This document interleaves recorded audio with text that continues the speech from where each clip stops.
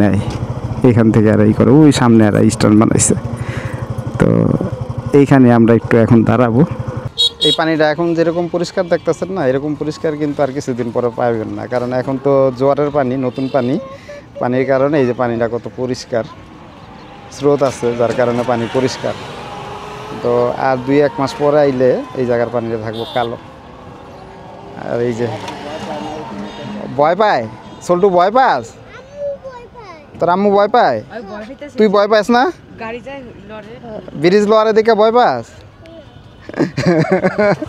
আর অনেক ঘোরার শখ। এই যে আমার আব্বার সাইকেলের পিছনে বয়ে বয়ে পড়ে। আর এই সাইডটা দেখেন,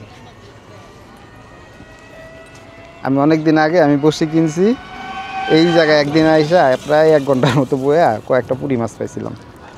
এটা হলো আপনার আশুলিয়ার সাইড। ওই যে দেখেন ব্রিজটা হইতেছে যে, আর এই যে দেখেন গুতারা, হ্যাঁ এই যে নৌকা দিয়ে ওই যে ওই সাইড থেকে আহে, এই ব্রিজটা আবার এদিকে আয়া পড়লে তখন আর এই নৌকার এটা থাকবো না।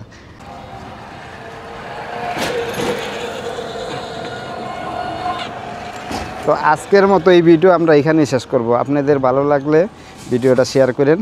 অবশ্যই যারা এই ইলেকট্রিক সাইকেলটা কিনতে যান তাদের জন্য কিন্তু উপকার হবে আজকের ভিডিও। আর আজকে আপনাদেরকে পুরোপুরি বলতে পারলাম না, কারণ আমি মনে করছিলাম এই বাইকটার এই সাইকেলটার ভিতরে ওই নাম থাকে, দাগ থাকে, 1 দাগ 2 দাগ কম এরকম, কিন্তু ওরকম কিছু দেখলাম না। তবে এখন আমরা যেহেতু অনেক জায়গা চালাম, আমরা আরও রাস্তা যাইয়া তারপরে আপনাদেরকে লাস্টে বলবো যে কত কিলো আজকে চালাইলাম এইটা। তো সবাই ভালো থাকবেন, সুস্থ থাকবেন, আমার জন্য দোয়া করবেন, আমিও আপনাদের জন্য দোয়া করি।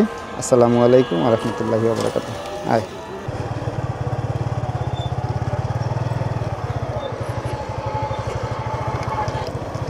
এলায়া পর